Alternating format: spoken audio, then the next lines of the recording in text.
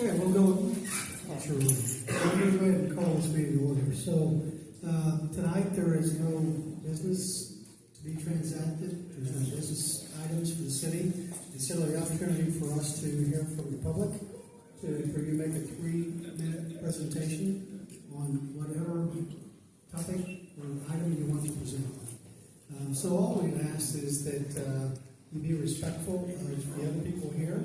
We have a full room of people with different interests and different things that they want to share, and we just ask that you not prevent somebody else who came here on some other issue, other than the one you came here to talk about, from having their chance to share what they want to share with us. And we want to conduct the meeting in an orderly fashion, but to the extent that we can't conduct an orderly meeting, we'll just have to adjourn the meeting. So we're just asking you to be respectful of the other people here. Maybe they have an issue they want to talk about tonight that you don't care too much about. You didn't come here. But to give us a forum where we can come one at a time, make our presentation, and respect us keeping it an orderly meeting so that these other folks have a fair opportunity, who came out tonight too, to speak on a different topic, that they'll have that fair opportunity too. So with that, we'll go ahead and start. And you come to the microphone, and just one at a time, and each person has 3 minutes to present. So whoever our first speaker is glad to take the microphone. Locals first. Thank you. Thank you for being here. The microphone on? Can you hear me okay? Great. Hi, my name is Brian Beckman. Who do I submit the cards to? It's not on. No. There's a green light there. Can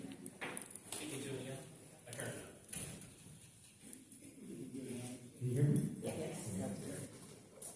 My name is Brian Beckman. I live in Clearwater, and I'd like to ask the council to consider creating a small program to help residents lower their energy bills using a very small portion of the savings from city programs related to energy. As you probably know, residents are being hit hard each month with higher and higher energy bills, especially during the summer. Duke Energy has very limited programs to help residents lower their energy costs. And there are many ways to help residents lower their energy bills, but most require replacement of appliances, weatherization, or solar. Dunedin has some great examples of rebate programs that lower these types of initial costs. Clearwater could do something similar by leveraging savings the city is already realizing from their energy efficiency program via partnership with Synergistic, for instance.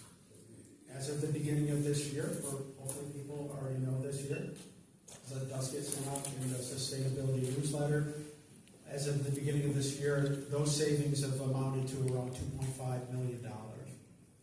The city could reinvest a small portion of those savings back into the community to help residents install their own energy efficiencies. It would essentially compound the city savings across the community. Another potential source of savings to leverage could be from city solar installations that are happening right now. It would be great if Clearwater could start a small pilot program that could demonstrate the impact to our community on this topic. Thank you.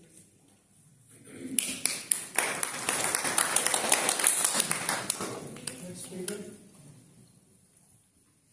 You want to?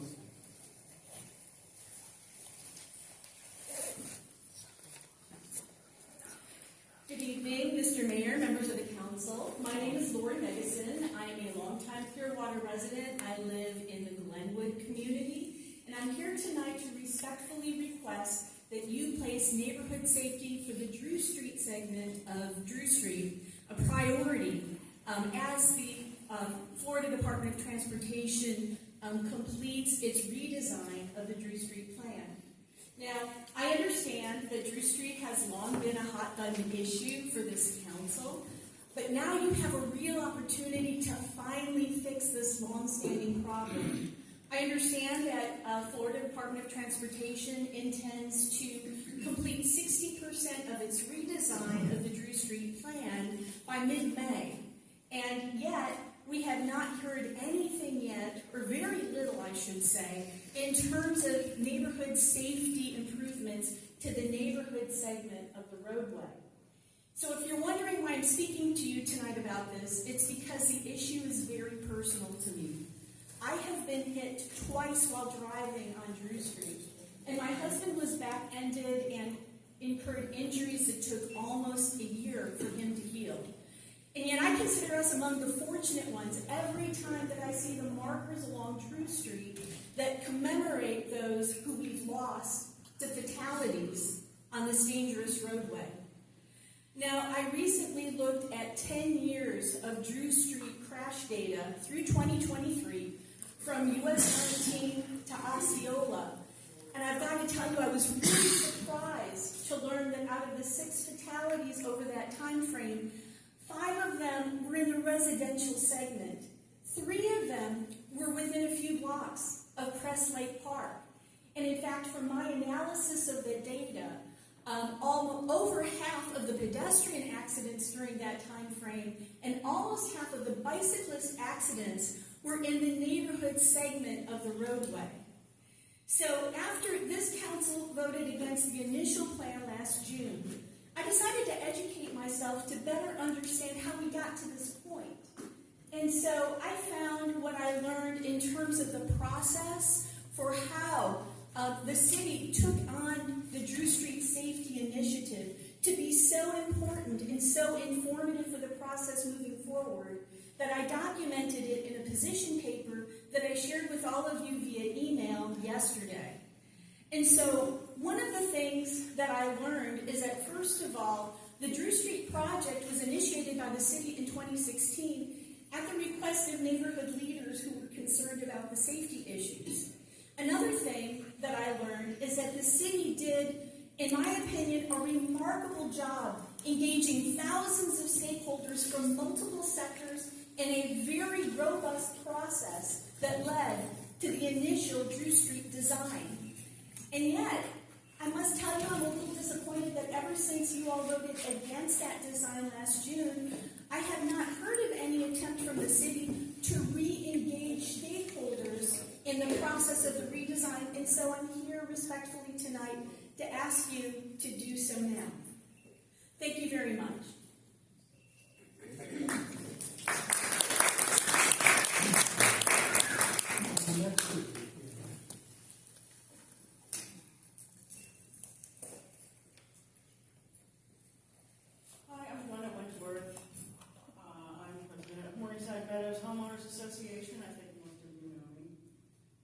I'm here to talk about the flooding that occurred in our neighborhood during Hurricane Milton this fall. I think some of you may not be aware of it, some of you are, but that's what I'm here today to talk about. We have 2 small lakes in our neighborhood into which the stormwater from our entire neighborhood flows. The lakes are connected by one 5-foot in diameter pipe. I could nearly stand up in it. It runs between the 2 lakes back under storms. The larger of the 2 lakes backed up during Milton because this pipe got completely clogged with what we soon found out was both fresh and very old hardened vegetation from the lake that had accumulated there over years.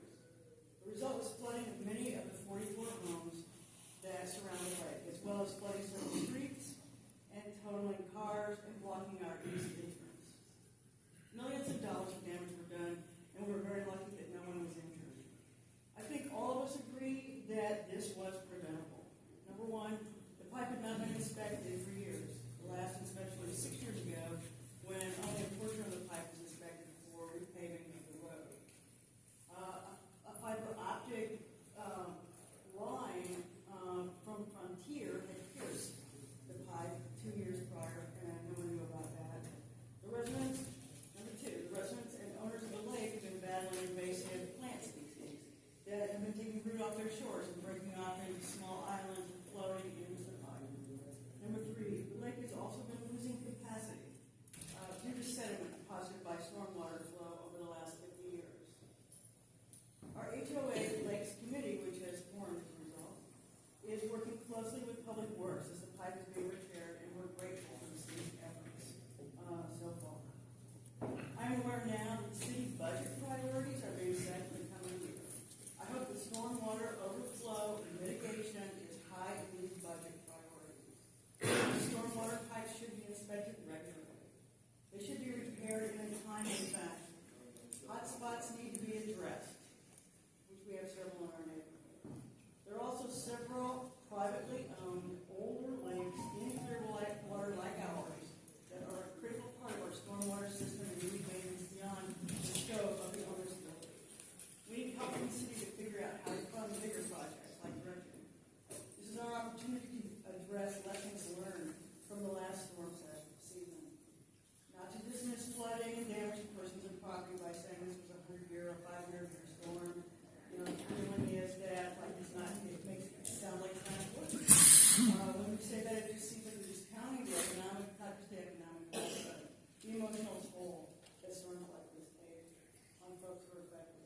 This can and must be prevented in the future.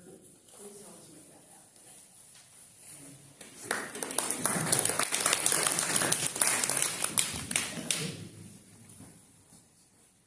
Tricia Kirby, I live in the city of Clearwater. So, similar to Glenna, I live on Sunny Lake. The city built 2 outflow pipes into our lake for stormwater runoff.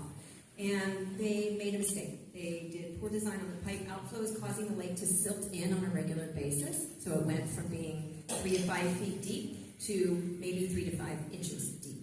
And then the city kindly came and would dig out the lake every 5 to 10 years to put the depth back into the lake again. And then Melvin took the stormwater role. And Melvin, the director of stormwater, decided that no, we're not digging out the lake anymore. And then he accused me of lying that you guys ever dug out the lake. And I was like, I have photos of your equipment in my lake. And he's like, oh no, you paid for that. And I was like, no, I didn't hire equipment to come and dig out a lake. I didn't. And I told him, I said, if you guys, the city of Clearwater doesn't dig this lake out again, it's going to silt in more, which it did, and it's going to cause a flood someday, and that's not a good thing. And guess what came home to roost last year? A huge flood. Our entire neighborhood flooded with a foot or more of water. If you drive through our neighborhood today, you will still see pods stuck out in front of people's houses. Now, I feel horrible. I can't even tell you. I cried because of what happened to my neighborhood, because I felt like, dang, I have Lyme disease and I don't have the energy and bandwidth to sit here and fight with the city on a regular basis about this, but this is your responsibility. Fix the pipes. My property line is getting eroded. I've lost 3 trees. I love trees. 3 trees have fallen into the lake with it being eaten away because of the poor design of the pipes. I mean, at this point, I don't know what to say, but I want it fixed because it's going to save our neighborhood from ever being flooded again, I hope. But at the same time, it's the right thing to do. They designed it wrong. It needs to be done so that the channel digs itself out when the outflow flows instead of eating away around it, creating a big island and silting in. So that's what I'm asking. Please, with the stormwater, please consider our neighborhood as well. These are lovely people who cried big tears with the flooding. I mean, I went and talked with them, and I felt really bad. I did. And I felt especially bad that I felt like I should have pushed harder, but I didn't know this was going to happen, but I had a feeling. Please.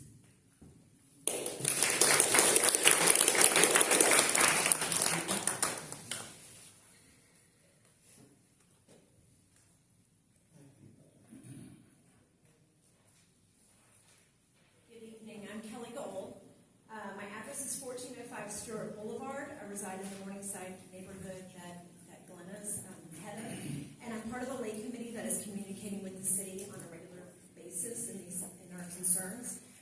Bruce, you may remember me. You came to my house following the Hurricane Milton.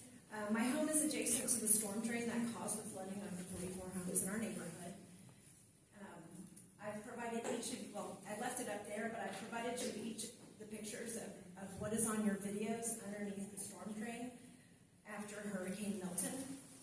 These photos are from the video. What you're looking at is the sanitation line that runs right through our storm drain. It's not in the box between the storm drains, it's right through it, and it's at the base of my driveway. It is the location where the flow of the water stopped, and it filled our east lake to the point water flooded the homes, and it escaped between the fences. In one of the photos, there's an orange line from the Frontier Cable Company. The city had Frontier's subcontractor Lamberts come out. They removed the orange line. They repaired the road that washed out, and they fixed the driveway. So thank you for that. But what's not happened or been addressed is the sanitation line. It's still present. It still puts our neighborhood at continued risk of flooding in the future. The sanitation line is our #1 priority that needs addressed. And it's been 4 months since Hurricane Milton, and we are 3 months away from the next hurricane season. My next concern is the lining of our storm drains. There are 3 storm drains that connect our east lake to the west lake, and none of them have been lined to date. 2 weeks ago, residents adjacent to the storm drain were told that the lining process was going to occur, but it has not occurred, and we have no updates on when it will occur. The third topic has to do with the system that the city is contracting out that is going to prevent any debris entering this East Lake storm drain. Contractors have been out to assess the situation, and I've asked for updates from Marcus with no information being offered to our lake committee. Our lake committee would like to be updated on what the structure is being designed. Lastly, on a personal note, the south side of my home was washed out from the floodwaters. I have grave concerns to the foundation of my home, as the earth below some of the concrete was gone after the storm. I've asked for this to be addressed, but was told it would not be addressed until the storm drain was lined. This week, someone brought out dirt for filling holes, but this still does not address the foundation of my home. The stability of the earth above the storm drain is weak, and it has holes that are adjacent to my house. I need my home to be secure, and it's been 4 months, and I'm waiting for it to be addressed. Thank you for your time. I've provided my contact information with the photos.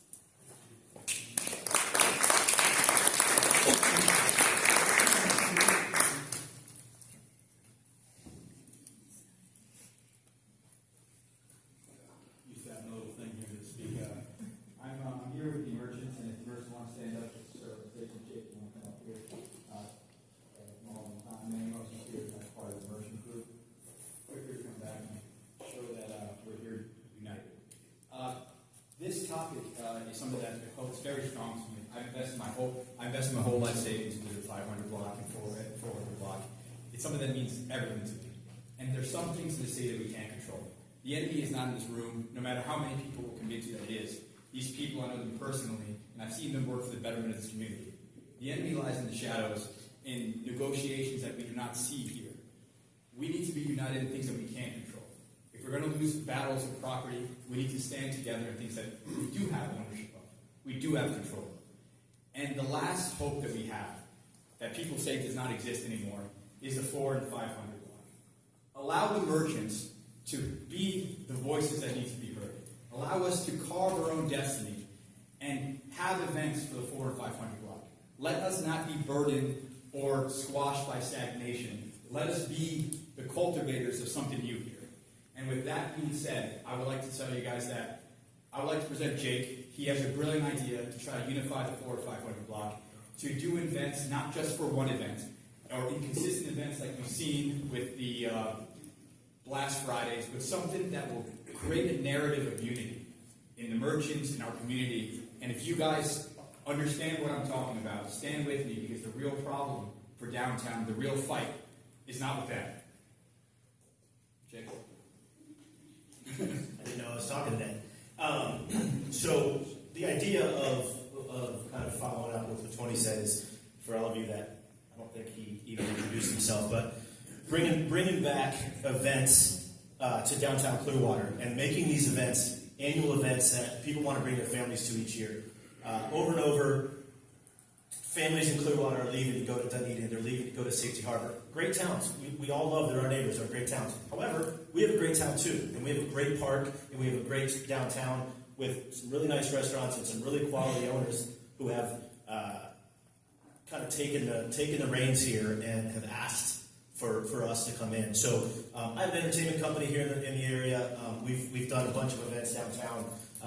Some of you guys have probably seen my face on. I've announced you for a lot of events here. But so we want to start bringing things like Halloween, things like Christmas time, big events that will bring families in our community, that we don't have to go to these outside communities. Again, these outside communities are great, but we live in a really nice city. And we have a really nice downtown that we need to take advantage of. And so we're going to be presenting an annual plan of multiple events, not just one thing, but month over month, weekend over weekend, things to keep bringing people downtown. And so that's what we're going to be bringing up here to the committee.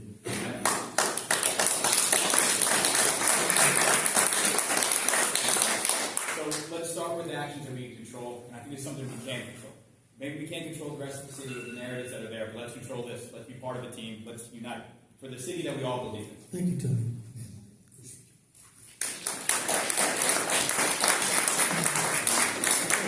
Next speaker.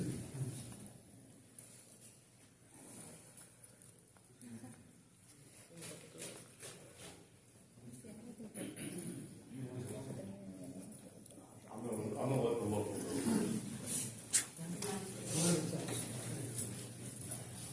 I'm Mr. Maluba, and like some of the things you've heard, I'm disappointed with leadership in Clearwater also. Take Mr. Albrecht, for example.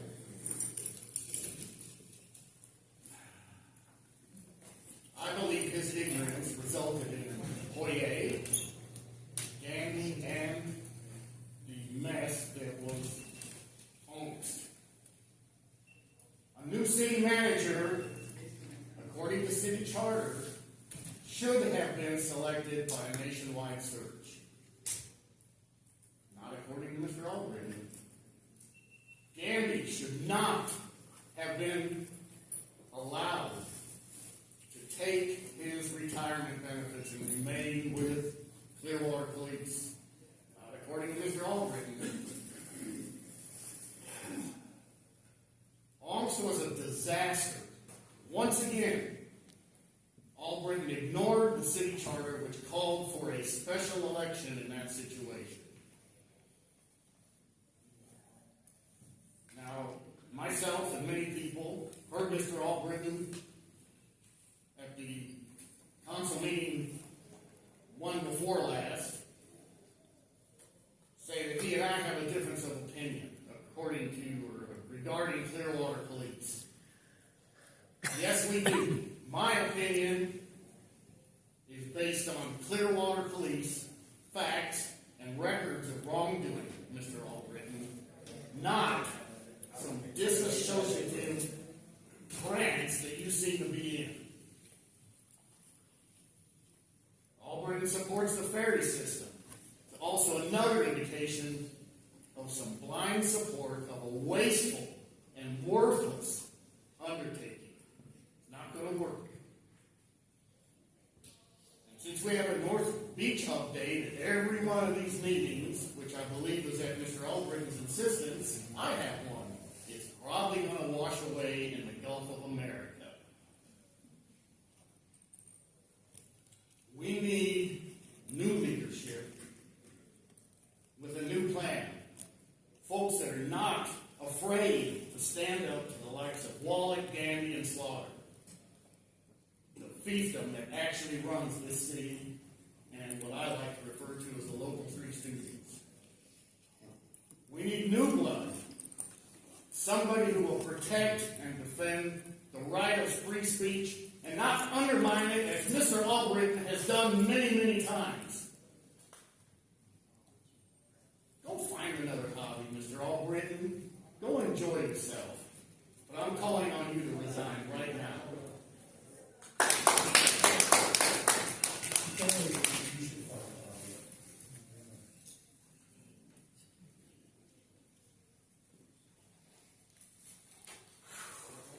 Hi, friends. How y'all doing?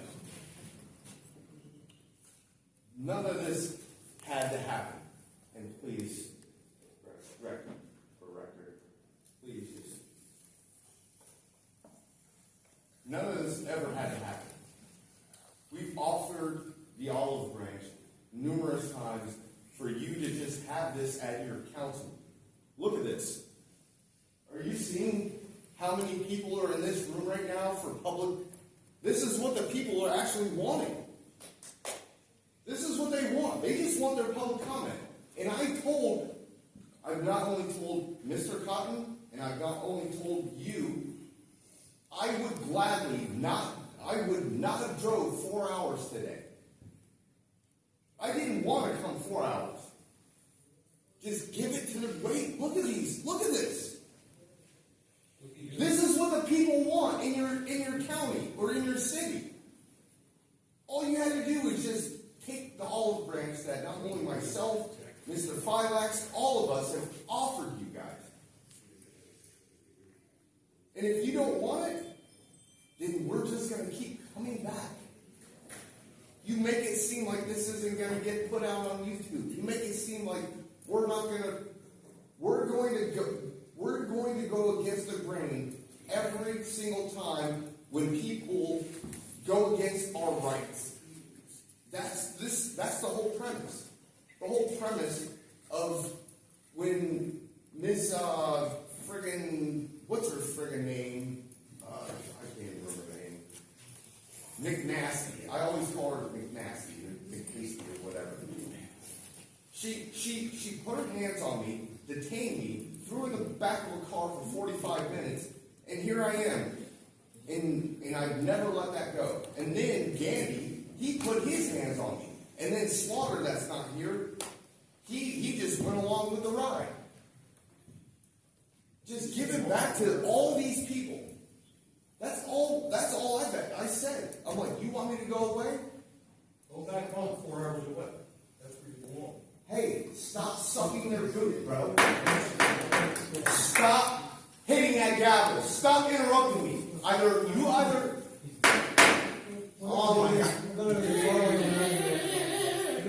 What? What? Stop the gentleman from interrupting you? You leave here, go home. Thank you. Shut up. Shut up. No, free speech. No. It's my time, not your time. If you want to get up here and talk about whatever you want to talk about me, more than First of all, look at the shirt you got on the front. yeah, fuck you too, buddy. You piece your mother with that now? Yes, I do. Folks, we're not gonna have a meeting if we can't do it over. So, if you can allow the speaker. He started this, If dude. you can allow the speaker to go ahead and finish, then we'll finish. Go ahead. Just out of curiosity, how much time do I have? 50 shoots? Thank you very much. I can't accept bootlickers. Because you know something? I've got a grandfather, a great-grandfather, my parents, all fought for this country's rights. The same ones that everybody here deserves. But if somebody wants to tell me that I can't say what I want to say because of the things that have been done to me in Clearwater, then they can go fuck themselves too. Have a good one. Why don't you just... Next is,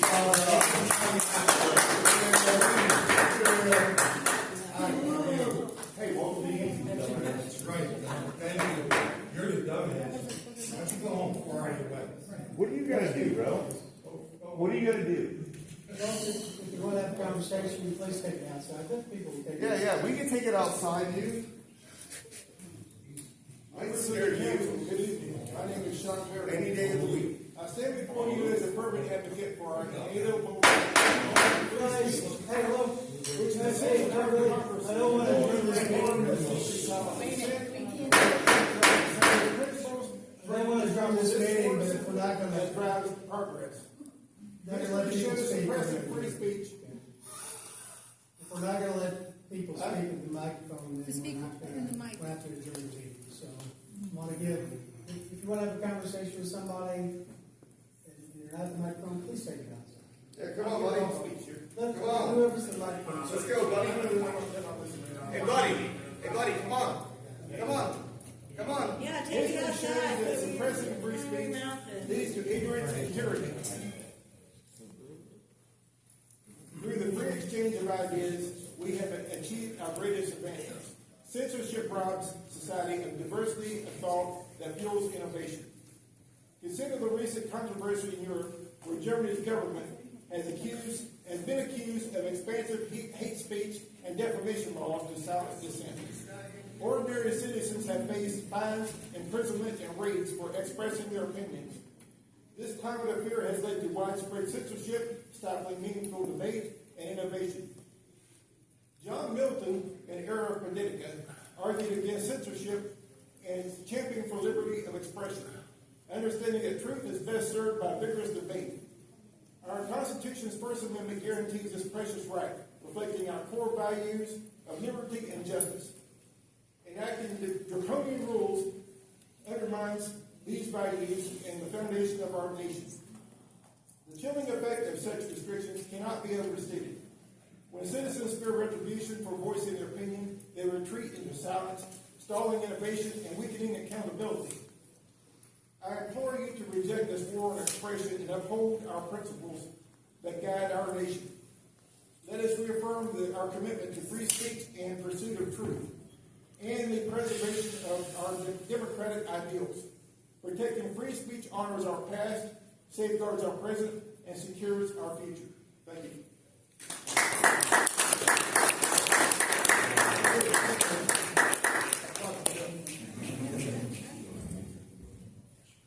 Hi, council members. I believe we met a couple weeks ago with the EMAX and all that stuff that we both posting.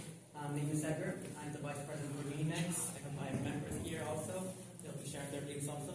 I wanted to talk see it as about although we have hosted events in the previous, and we do have other future events as well to bring more community, more of the Hispanic population, and also other community members into our events. We are looking also to see if you guys can help us with providing us with a facility. It doesn't have to be a very large facility, or maybe just a small or medium-sized facility where we can host some meetings that we usually have. Our meetings, we don't necessarily have a facility. We go house to house within our members to do some meetings and talk about our events and our future plans that we have in mind, especially when our Hispanic communities need more help and or need resources from us. We don't know where to do those events. So if there's a facility that's not used, that can be, borrowed, where we can do those meetings, that would be great. And especially when one of the things that we do to provide resources to our families is if there's an incident that happened, especially one of the young 16-year-old kid that got in an accident, unfortunately passed away, and there's been a lot of support for it within the community to do fundraising, and usually they have to find other ways to do these fundraising, even go out to other cities to host these fundraising events, and we would appreciate to have a facility where we can host that. And not just that, but other meetings such as this, we can even have a council meeting to the Hispanic population in that particular facility. So yeah, that's what I'm trying to bring to the table. Thank you very much.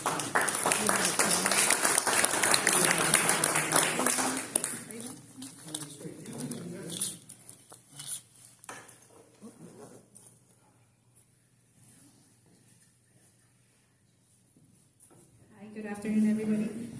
Thank you so much for this opportunity. It's greatly appreciated by our community that we have a chance to speak on items that we feel that there's a need. I know everybody has different needs, and I'm here to support Mr. Cotton for removing fluoride from our public water system, because more and more people that work in water treatments are expressing their concern that they have to wear gloves, they have to wear all this equipment to even handle fluoride because it's acid, and yet we are drinking it and we are bathing in it, and it concerns. My home has a water filtration system, so I'm able to, stop a lot of that. But I know a lot of minority families don't own their home, and unfortunately, they don't put water filtration systems. And then my children, they go to Skygrace Christian School, and they're very fortunate, but I'm also concerned that they are getting water that has fluoride treatment in it. Which brings to a topic that I'm also here for, is for many years we've been advocating, we've been asking that our Hispanic community is in need of a space, like a basketball courts and soccer, and we found a place that is very able to convert into something like that. And I'm also representing here LULAC, which is League of United Latin American Citizens, and Mr. Odilon Mesquite, who is the president of the North Saturn Neighborhood Association. And we've been advocating for the park that's called Sid Victon. It has 7 baseball fields, and what we're requesting is that 2 of them can be converted into a basketball court and maybe a Fast 5 soccer, so that way the local community can access that complex. It's so unfortunate that there's so many kids there that their parents are not able to get them into a basketball league or a soccer league, and that they're just sitting there at home and struggling with obesity issues and having a complex right in their neighborhood that they don't have access to. It kind of reminds me of a friend saying that their generation missed out on learning how to swim because they were African American, and because their parents didn't get a chance to learn how to swim, because their grandparents didn't get to learn how to swim, because they were not allowed to use public pools. So that's not, I know that's none of that is your fault, but I think you guys have the ability and power to change that effect. And that's why we're asking that these kids that are in the North Saturn neighborhood that don't have the means to, or the parents don't have the resources to put them in youth leagues, that instead of them riding their bikes around that complex and seeing other kids play baseball, that they have that opportunity to actually play in that complex. And we know that through basketball and soccer is one of the main sports in the Hispanic community that really helps them nourish, really helps them, be disciplined, gets them out of drugs, gets them out of obesity issues, and gets them out of, forming gangs. So that's. Thank you.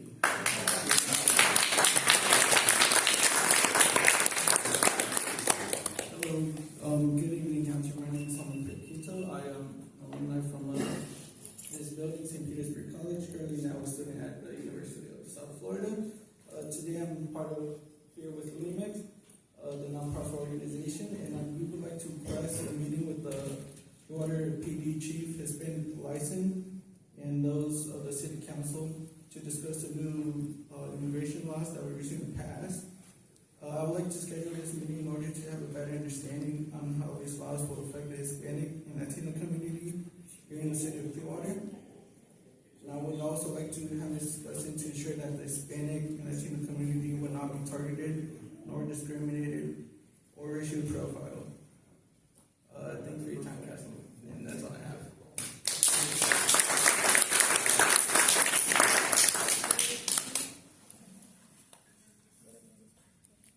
Hello, Council, City Manager, City Attorney. My name is Samuel Hutkin. I'm the President of the Clearwater Beach Association.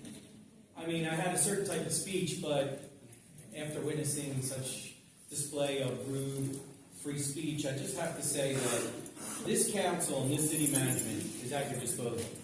And at any time we want to talk to them about anything, they're able to be reached. They can set meetings with you. They can actually go over any problems that you have. If you just want a YouTube stream and you're trying to make money off their pain and suffering, that's disgusting. That's not free speech. That is just rude and disrespectful. I'm here to basically say that I understand this forum is about hearing about citizens' needs and maybe. You help us here. And let people speak. You have the opportunity to speak if you want. Trust me, I don't want to interrupt you guys.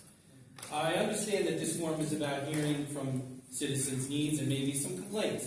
But I'm here just to point out some amazing achievements that the city has done recently. As my background is in infrastructure, running multiple companies, as it relates to leadership, decision-making and thinking forward and moving forward quickly. It wasn't just the storms that made me realize this. It was for 15 years being here. We do have some infrastructure issues, and this leadership group, council, and city manager had to inherit a couple of issues. But they worked so fast in so many ways. When the storm hit, yes, I was up for 18 hours and 3 hours of sleep. But each city council, each city, and the management, I must have talked to Dan Slaughter, I'm sorry, Dan, 5 times a day. I bothered him, midnight, 1 in the morning. I texted him. He responded. Pulling resources, moving people to help people. Even people pulling up on jet skis trying to save people out of homes. There was so many things that people did. Oh my God. There are so many things that the city did. I'll wait. There are so many things that the city did to help not just the beach residents, but all residents. I was just impressed. I was still learning all the things. And I've been talking to the city for many years, but I still was learning that how they were adapting, figuring things out. That's the most important thing that we all need to realize. You have an adaptable city council and city management. They're not saying it's perfect. They're saying, how can I get there to protect you? I understand we have a lot of build-back that we have to do, but what's important is trying to understand by communication what we need to do to make things better. And I just wanted to say, I'm impressed. And it's hard to impress me. I have actually gone to council and I have actually complained about a couple things. But at this moment right now, I can't be more impressed with what is happening right now. There are things we have to fix. We have dune restoration we have to do. We have seawall issues that we have to deal with. We have pipe work and infrastructure. But this team is working not just in this level, but on the state level to try and help out. My congratulations to you guys. I'm sorry you have to deal with all this at a regular basis, but we're here to support you. Thank you.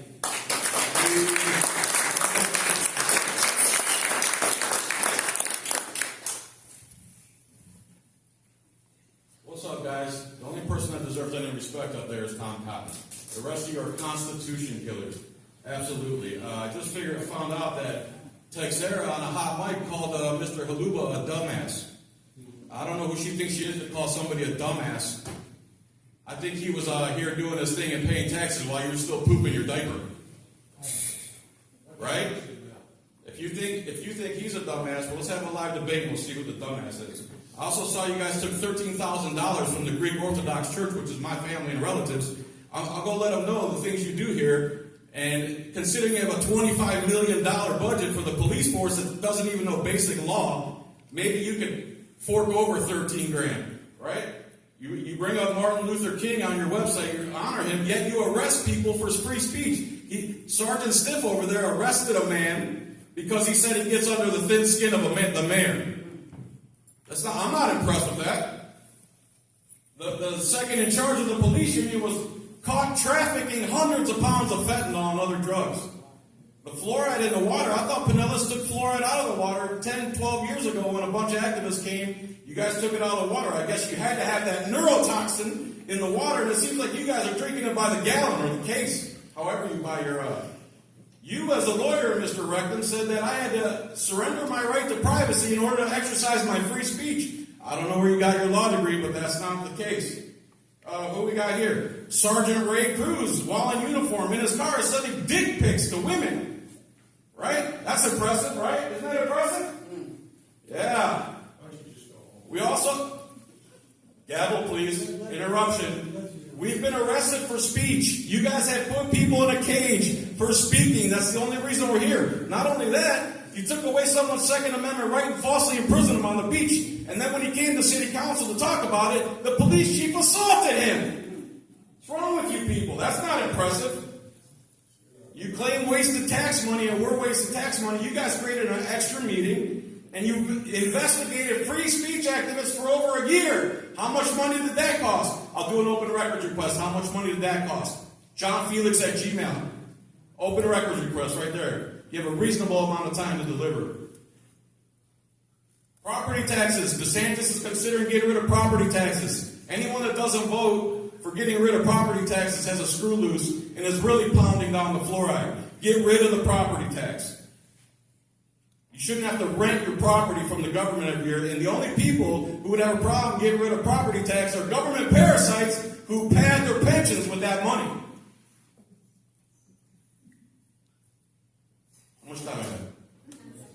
10 seconds. You guys getting it yet? We offered to leave, but you guys created a circus. Have a good day.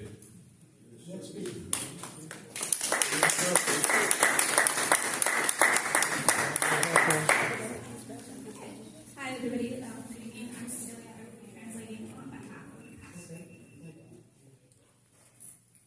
Thank you for having us here. I think everyone here are spending time to make our community better. I'm pastor for 50 years, working with the community, especially with the youth, and I'm part of Unionist.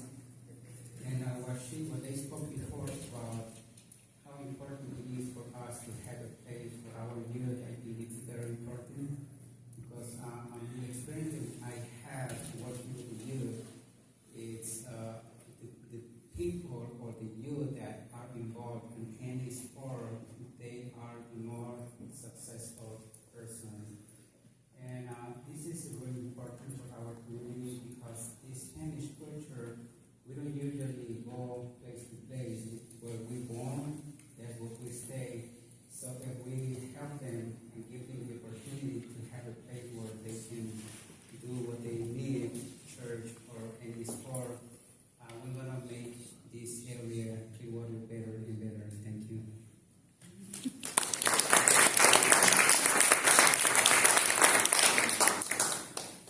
Well, this is going to be a different speech.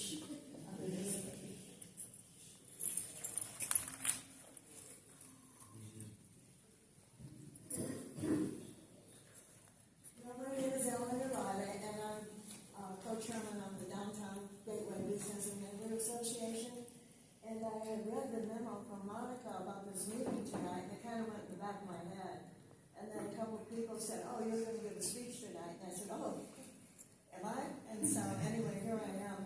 I literally wrote this up at 3 o'clock, so I haven't had much time to practice. So if you'll bear with me, here we go.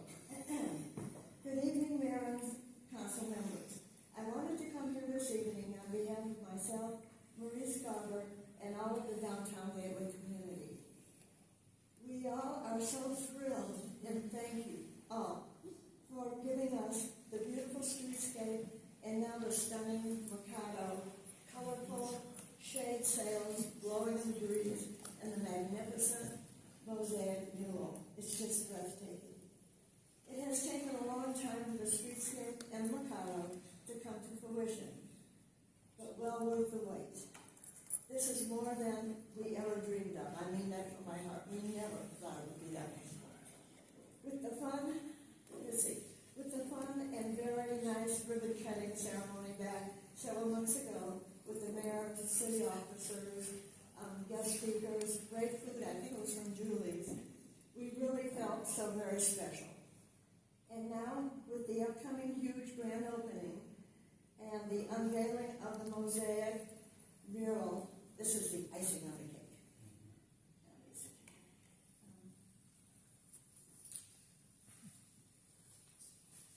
Many more events will be scheduled in the future for all to enjoy. In closing, I would like to mention the Neighborhood Day event coming up on March the 22nd.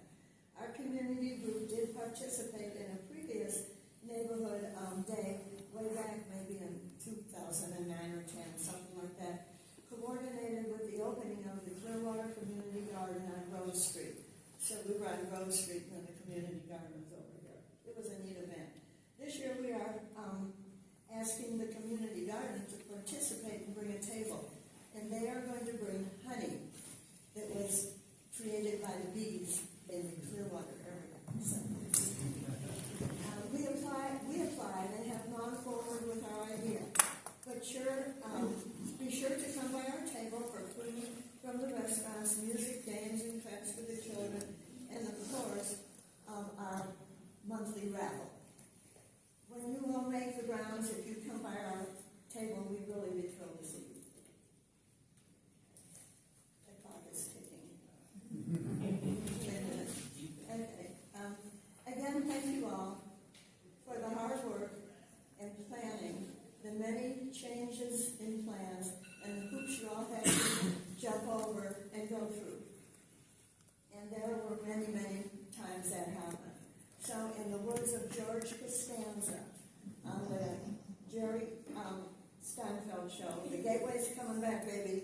We're coming back, bigger and better than we ever imagined, and we can't thank you.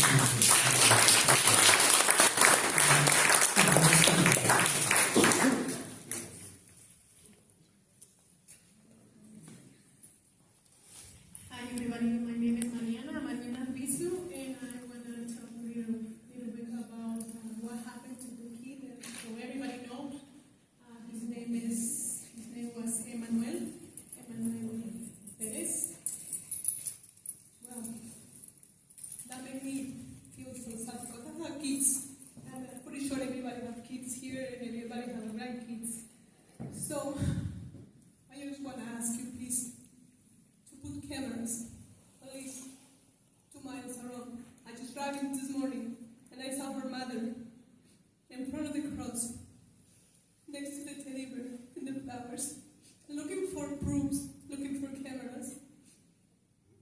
I'm sorry if I'm crying, but that really touched her heart.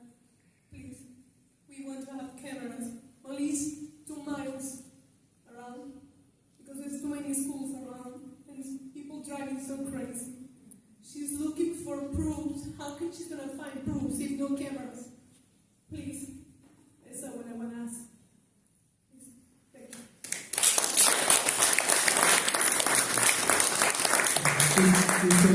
On behalf of our entire city, our hearts break for that young man and his family.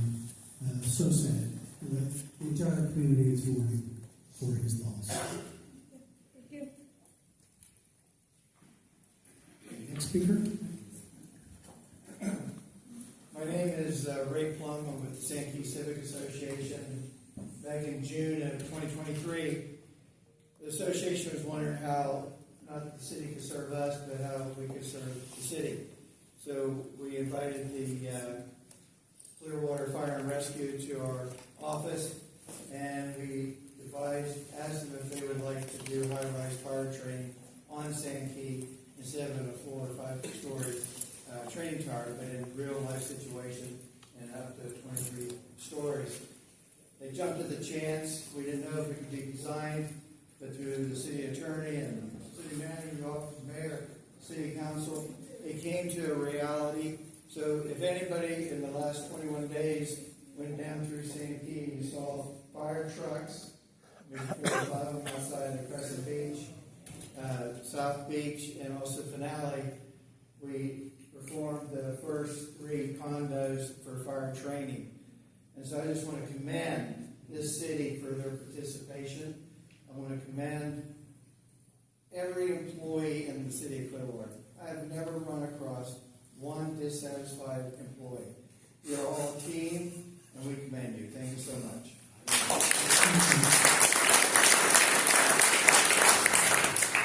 Do we have another speaker?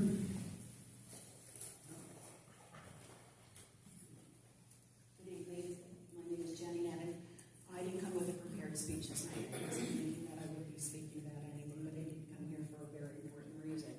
I'm glad I came because I heard a lot of these folks in my neighborhood speaking about infrastructure, things that are wrong in our neighborhoods. I'm opposed to the new pier, the grant that you received for the new pier on Edgewater Drive. You're putting a park in at the Edgewater Park. You have a grant for a new pier. It's not city of Clearwater. And what is that? That's city. We are not aware of that. At our Edna meetings, we are and that is directly in front of Sediva and Sunnydale, which is Clearwater. You can receive a grant for a pier there. But go ahead. Tell us what you came to say about it. Well, we don't need it. I mean, just because you get a grant doesn't mean we need to use a grant. We've got enough problems since the hurricanes that we don't need to build a pier where parking comes up our street. We're a one-way street. We've had to deal with the Serena condos for the last 2 years. We had enough, okay? We had enough with those condos being built. The people coming up the street. I think you're talking about the dock. Yeah, it's not a pier. Now the dock's on Stevenson Creek. I'd like to get to that too. We don't want that either. I mean, Robbie, go ahead. Okay, so we had enough with Serena being built, and I don't know if that particular dock that you just spoke of is approved when the condos were approved, but we're also going to fight that. But our understanding from the Edna community, and you know who we are, Sediva, Marine, Sunnydale Drive, we don't want this pier going out. Like I said, we have enough with the traffic getting out of Sunnydale. I can't get out of my neighborhood. I'm a one-way street. I'm a cul-de-sac. And since you have enough problems with infrastructure and sewages backing up, I just don't think that we need to add a pier where, you know, if one storm's going to come along and you're going to have more problems, you're going to have another battle. Like I said, just because it's free and you get a grant, I don't think you need to use it, and then it becomes an issue later on for taxpayers. But our neighborhood is under the impression by city people who have come to our neighborhoods that pier is going to be put between Sunnydale and Sediva. We'll try that. Okay, thank you.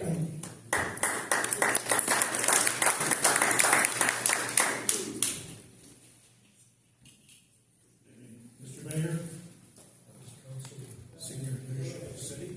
My name is Dennis McDermott, and I live on Lakeview Road in Clearwater. And I did have some prepared remarks which I'm not going to make. I just want to say thank you for making this possible. We appreciate it. Some of us really do care about the city, and when we come forward to talk about issues, we try to come up with suggestions, solutions, positive feedback, and we appreciate you taking the time to see us. I'm sure you're exhausted after a long day, so thank you.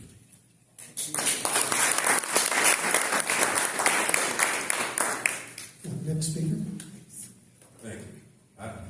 I didn't come here prepared to speak, but as a young man kind of bashed the First Amendment auditors, it kind of got under my skin a little bit. Because it's not about clicks and views, but it's about accountability and transparency. I've ran across so many officers that don't know the law, but it was the First Amendment community that kept me out of prison. My daughter and my grandson sits in the corner back there to support.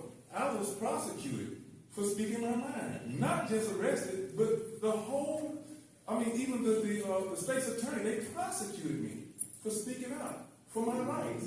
Not verbal, I'm never aggressive, just defending my rights. So if you really, I don't have a problem with anyone of them because I don't know them. But that's what I heard from this young man, that's his free speech.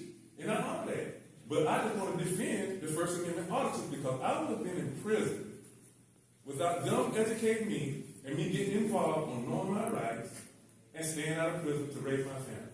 And that's all I had to say.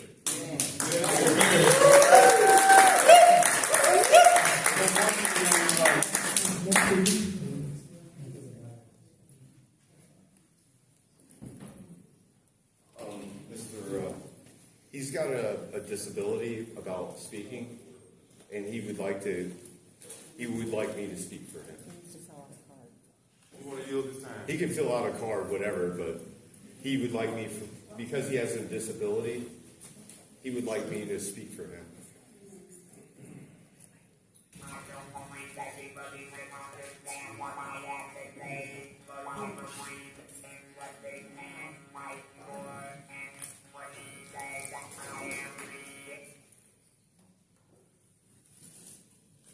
You go ahead and speak.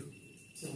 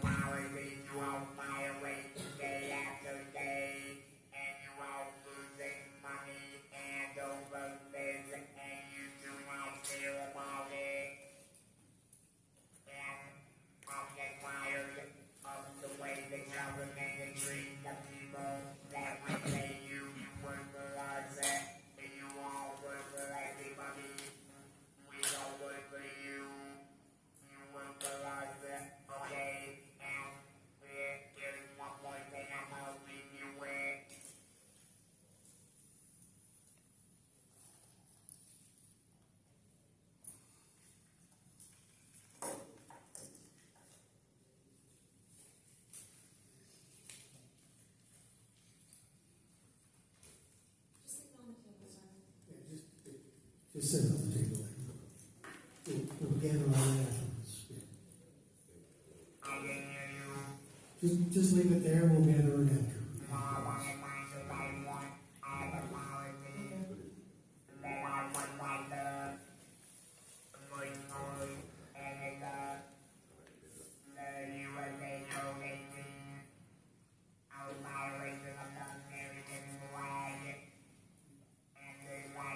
If you go to the microphone, people will hear you.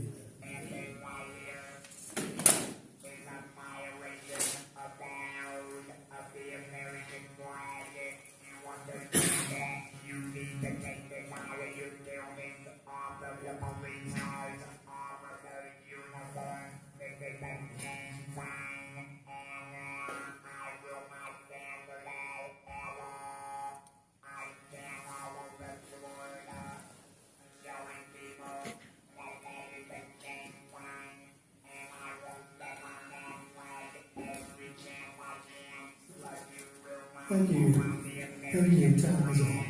Appreciate it. So the next speaker, do we have anyone else who wants to speak?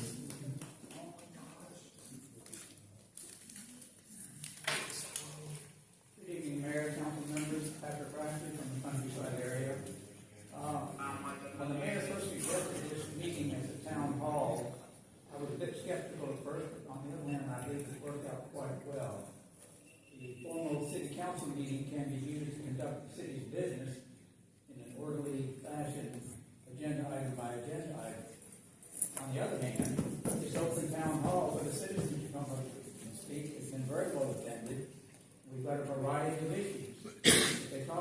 some that we're familiar with, some that are brand new. In particular, the infrastructure and the flooding issues affected a lot of us, and some of us are still working on those issues. I wanted to talk about another issue just to bring to your attention, and that is the beach development by design ordinance that's under some discussion, if you will. I think it's possible that we may want to consider a pause or a moratorium on that development because of a variety of reasons, primarily because of traffic congestion on Clearwater Beach, which even the mayor spoke about, with respect to the transit time to get from Sand Key into the downtown Clearwater area and so forth. So I think it's something you may want to consider looking at to facilitate the Clearwater Beach residents, visitors to Clearwater Beach, and those of us that live in the countryside area that would like to travel to Countryside Beach for dining experience or something like that. For my wife and I, it's an actual planned expedition predicated upon what we think the traffic will be. And I'm always the one that gets blamed if we guess wrong. That's okay. No problem. It was suggested to me, however, there may be a legal requirement that would require you to continue that beach development by design. And for that reason, I'm going to be asking Mr. Margolis to perhaps opine as to whether there is a legal requirement at one of our meetings or staff meetings, I beg your pardon, work sessions, that would say we have to continue with it. But otherwise, I'd like the council members to give it serious consideration to addressing the development/traffic congestion problem on Clearwater Beach. It is designed by development motivated, and maybe after 30 years, there might be time to pause it. Once again, I'd like to thank the mayor for the suggestion of this town hall. I think it's worked out quite well. A great turnout of people. We've had all kinds of things here, drama, excitement. You can't beat it. Thank you very much.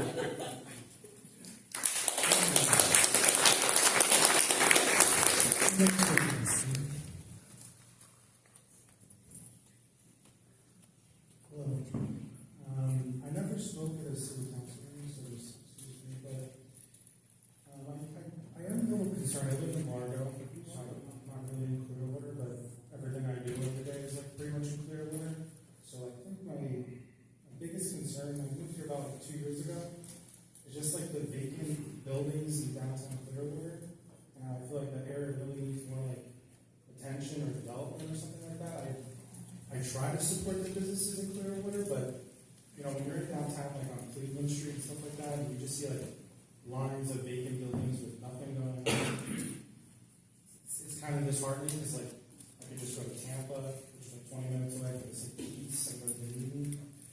And I understand why they're vacant, because you know, the people who shall not be named, but I understand that freedom of religion is like part of the First Amendment, which is like the spirit of this meeting, but I feel like something needs to happen to like kind of like slow down their growth in downtown, where like they just buy these businesses and they're just allowed to just keep them shut.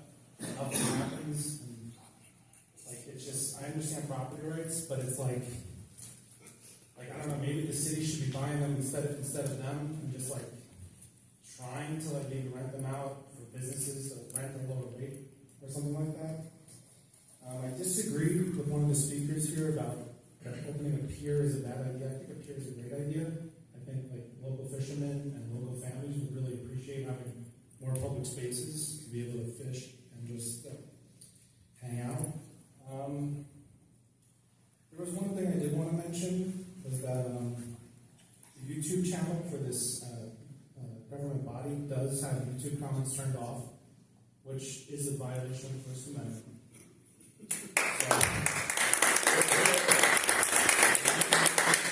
And I don't agree with everything that goes on, right? But I do think that like when there's been lawsuits about congressmen that block people on Twitter, and the courts ruled that they have they're not allowed to do that because they have freedom of speech.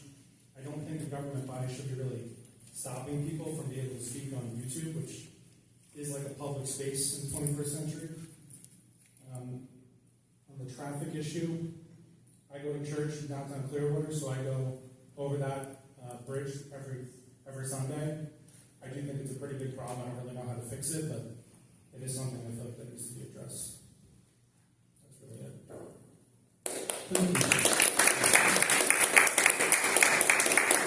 Thank you. tonight.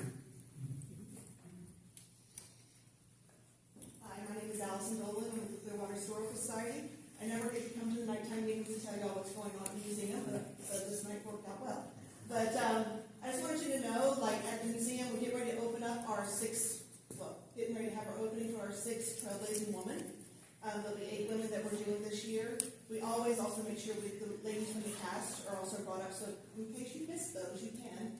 I also want to tell you about the Plum House. We got an ARPA grant from y'all, and we were able to rehab the outside, paint it, put new electric. It's not sexy stuff, but it has to happen. And we also took a Saturday and cleaned the inside. We were lucky enough that I was actually going to hire someone to come in and do the historic wood windows. And because there were so many that need to be done, he actually held a workshop, so it cost us nothing but lunch. So not bad. So it was a good way to spend money. So hopefully we'll find a good use for the home soon. He has to come back, so if anybody else wants to learn how to do wood windows, he's going to do a second one because he couldn't do all the one upstairs because some were worse than the others. Other things that we have going on this year, we actually started a teen advisory board with the Clearwater High School, Rho Kappa, which is the Honor Society for History. And so they are going to do in May, they're going to open up they've worked for 9 months now on an exhibit called Graduation. And graduation is at the end. And they're doing it all about the history of Clearwater High School, and they're also doing it about all the teachers that went to school there, graduated, and came back to teach. So they'll be honoring all them. So we have a lot going on, and just to think that only 8 people do all this is a lot. So everyone come by and visit, let us know. Thank you. I would like to comment on something.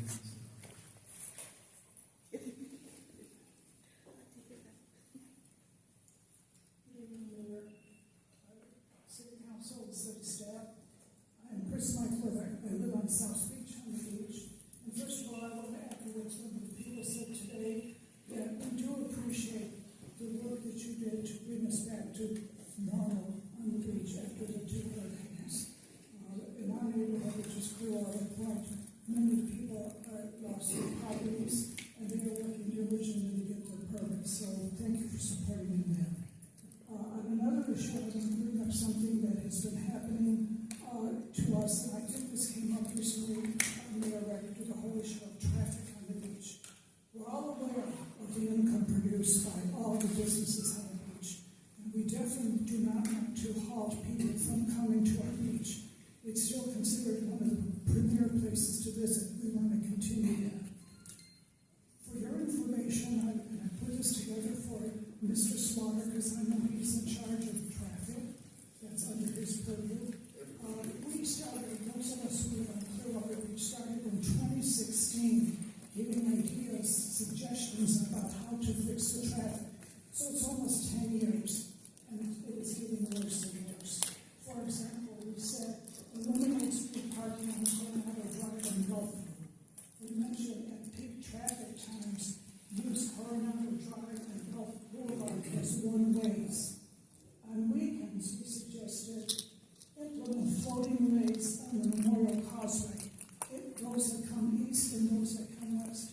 We also suggested that we change East Shore Drive and Sunset Avenue to one-way streets. At that time, we also said there were several of us who were conscientious citizens on the beach who offered to be part of a task force to work with the staff and work with the city council to come up with some suggestions, especially some that we could try for limited times to see if they made a difference. Nothing happened with that. So I'm coming before you again to say someone who's concerned about our city and someone who's concerned about the income potential that we get from the beach, that you consider putting together, Mayor, a task force of people, of staff, under the direction of Mr. Slaughter, and people who are citizens like myself who offer to brainstorm and come up with some potential solution. Thank you.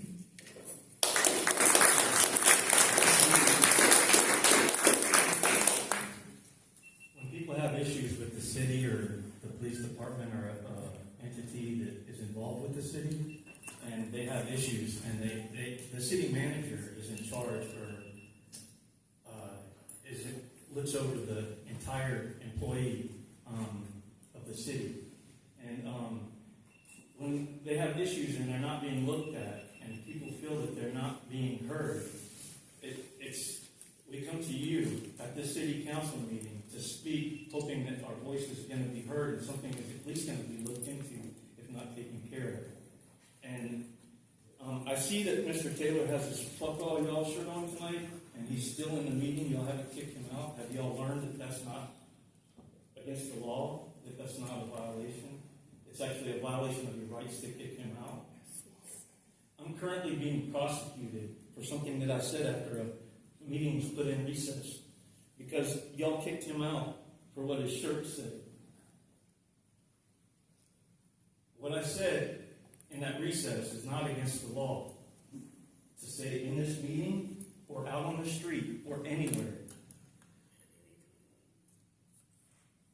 I didn't offer you an olive branch, and I'm not going to give you one. I'm being prosecuted right now for free speech. I have to come to court every month and fight this case over free speech, something that I said in this city council meeting. During recess. During recess. During the fucking recess. Not a threat either. During recess. Yeah, you were the one I'll be back. As often as I can come, I'm going to come here and I'm going to speak. Fuck all of you and fuck the police department.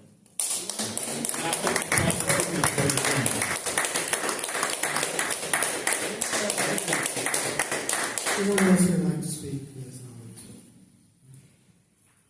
well, seeing that, we will adjourn. We have one more speaker.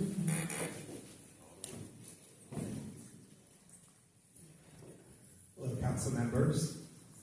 After that, I'll just start with saying I've had 3 interactions with Clearwater Police Department. All pleasant. I got pulled over. The guy told me how to fix my taillight, and he showed me if you don't have the high beams on, all good. You won't get pulled over again. My name is Austin. I'm a business owner in downtown Clearwater. This past weekend, there was a big show at the Baycare Sound. It was Of the Trees, Detox Unit, Freddie Todd, and Psycho Black with Fly. After the event, there were a number of after parties. They were all located in St. Pete. They were all located in Tampa. My team and I held the only event in downtown Clearwater after this show. It was comprised of a silent disco, no noise complaints, 5 local DJs, and a number of different artists, people who make crafts, people who make clothing, all that kind of stuff. I got kava from a local business, Drip, in downtown Clearwater. The turnout for the event was around 225 to 250 guests, which for the first event, not bad. Honestly, when I heard of other proposals to the city, and I know some other merchants came in today asking for grants from the city and that sort, I had a shoestring budget, essentially, where just basically some of my homies threw some things together, you know, different projectors, things like that, and we had a really special event.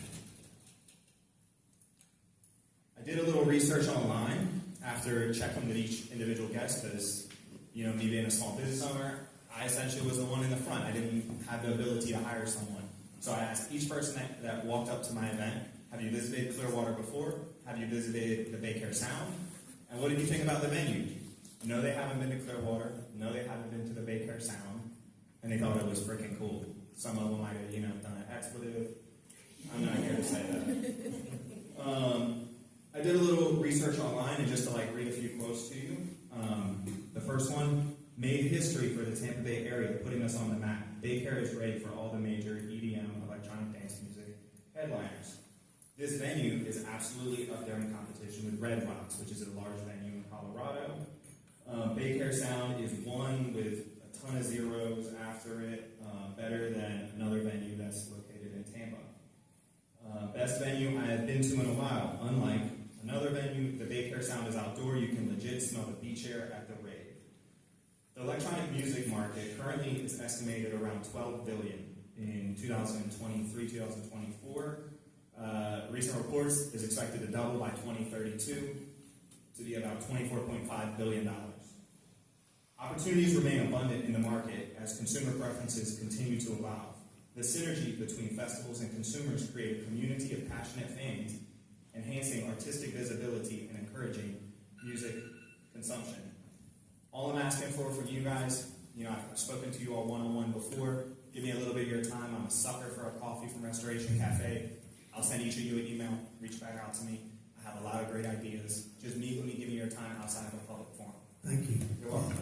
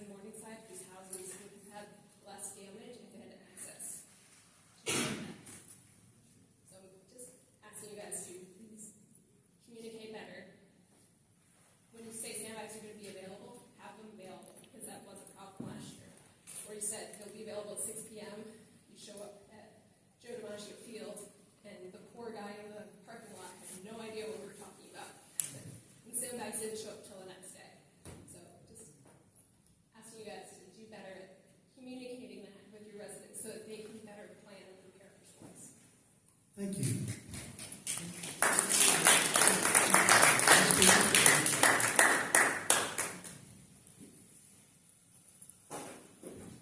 Good evening, Mayor, Councilors, how are y'all doing?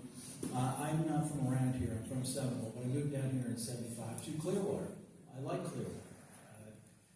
The problem with Clearwater is you guys don't like free speech. You like to corral and try to place and box. And I personally have the same problem with the school board and their police force during the COVID days. The police force is to enforce laws, and though their training could be better, particularly the First Amendment of the U.S. Constitution and Section 4 and 5 of the Florida Constitution, they got a job to do. That's not to be your personal security decorum. That's not necessary. You guys are really doing this really dumb, in my opinion. You got a lot of nice things here. Your tax base is shrinking because you have a bunch of people bought up a bunch of land that you can't tax. So it makes it tough for you, and your property tax situation might be changing here, thank God. You guys need to free up on free speech. I don't come to Clearwater anymore. I used to. Yeah, honestly, Eric Gales is here on Saturday, and I thought that'd be cool, but I'm like, no, it's free, but then I'm like, no, I can't patronize people who don't appreciate free speech. And I know some of these auditors, they're paying for that, they're a little rough around the edges and all that, and I get that. That's part of governing. It'd be a great job if you didn't have to vote and deal with people. But you do. Yeah, I am, and I appreciate that. That's why I'm here. But you guys are trying to change the rules and trying to box it and think of, what does Pinellas County do? Maybe we can give them a free sign and all this other stuff. Just do what you did. A lot of these people go away. The people who drive you nuts, apparently, they go away. I'm in Seminole. I can drive here, there, and everywhere. I'd like to come back to Clearwater and do stuff. Like I said, Eric Hills, was here Saturday, missed Alice Cooper. I'm gonna keep on missing these shows because I'm not gonna pay for you guys doing stupid stuff. So I pray and hope that you guys get away from the control. I know that, listen, at the end of the day, if you don't give people an outlet here at the meetings, they, like some people at the school board, they meet them at the right away of their houses. And they create a protest zone there. You don't want that either. I don't want that. Don't do it. Just drop the control, relax, breathe, and it's gonna be okay.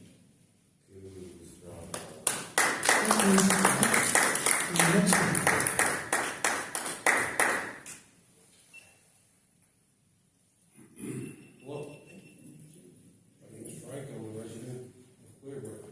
I want to thank you, Mr. Mayor. I want to thank the police department. Just because there's a couple of people that are jacks that aren't cooperative with the police department and with these people, there's other ways. They got to go on YouTube, make money, do what they're doing. It's not great. And you know what? I'll be here every meeting now that they're here, just to bother them the way they're bothering you. And it's wrong. And I'm sorry to all the women in the room of the shirt that people are wearing, or the profanity that was said. And thank you, police department. I think you do a good job. I live here, and I'm very proud to live here. This is my town, and I'm not going nowhere. I'm going to keep it short because I know everybody wants to go home. I want to thank everybody here. Thank you. Thank you.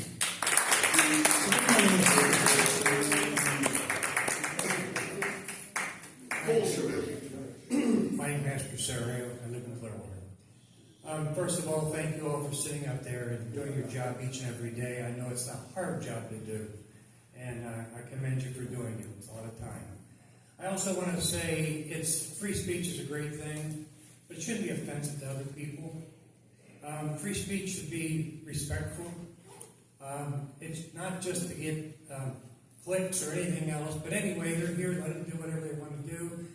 But the opportunity is to, I was so blown away tonight by there was over 7 associations here from the city, different people speaking about what's going on in the city. It's about a positive thing, what we can do to make the city better. And I'm going to finish my time here, if I can, to pray for you. Dear Heavenly Father, please put a blessing upon these council members, upon the city employees, upon the people in this room.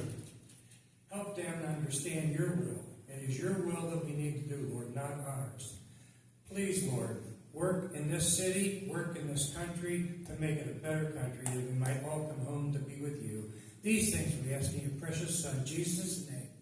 Amen. Promoted me.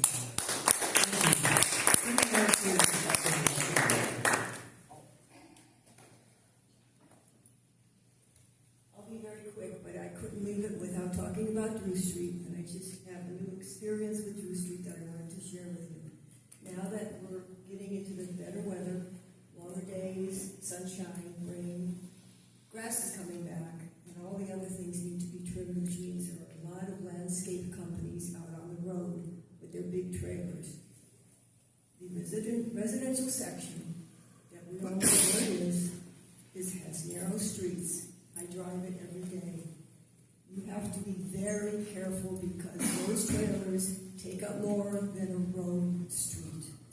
Just like some of the big cars that have, the big trucks, those F-150s, that have things protruding from their tires where the hubcap should be, and very large rearview mirrors. They literally take up more than the road. So you have a choice of getting your car scratched or just standing back and then slowing all the traffic because you're standing back.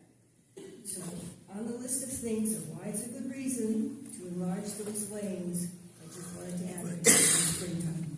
Thank you.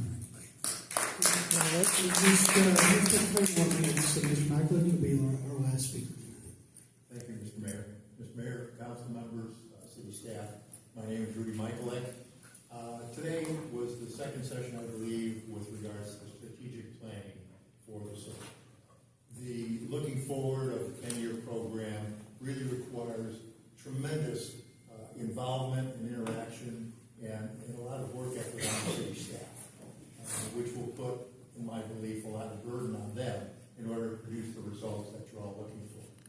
I know part of that strategic planning also looked at ways in which you could efficiently use cost and resources within the city government so as not to impose maybe higher tax rates out into the future. And that scalpel approach to budgeting is actually what's needed in the process to see that going forward we have those resources, we can meet our infrastructure needs, which are significant in this city, and yet make sure that we have the proper tax base in order to pay for the things we have to do. Not would like to do, but that we have to do. One other item that I'd like to bring up, because I didn't hear any of the other people mention, is North Beach. The beach area in Clearwater really got hit bad by the hurricanes that we had, and in particular the North Beach area.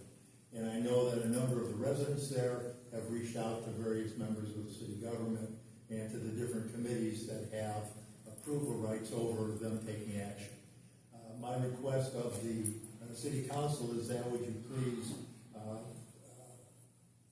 take the position of supporting the renewal revitalization of the beach itself on North Beach and assist staff in making positive directions in terms of any refurbishments that need to go on, interactions with the Corps of Engineers or the state of Florida. And with that, I will say thank you and end the day. Thank you. It's 7 o'clock now, so we'll conclude our program. I just want to thank everybody for attending tonight and sharing information. I've made some notes, I've learned some things myself about concerns the community has, and I'm sure the other council members have too. And I want to thank folks generally. We did have a few moments where we had to call the meeting back to order, but generally I appreciate everyone's being respectful of other people's right to speak and take the microphone and give them time undisturbed to present on whatever issue they wanted. I also want to remind folks that this is not your only opportunity to share your concerns with us. I can tell you people often do. They write to us, they call us, and I regularly have conversations with folks about issues one-on-one, whatever concerns you. And I know the other council members do too. So anytime you've got any issue, you don't have to wait for a council meeting. You can reach out to us and we will talk it through with you. And often I told somebody yesterday, often we make more progress, I learn more, we have a more effective conversation when we're talking face to face and responding to one another. And I welcome those conversations with anyone in the community. So don't let this be the only opportunity you have to speak your mind or share concerns. There are many other ways in today's world to share your concerns, and we invite you to do that. And we invite those conversations whenever you have something on your mind or realize for us. So with that, we will adjourn the meeting.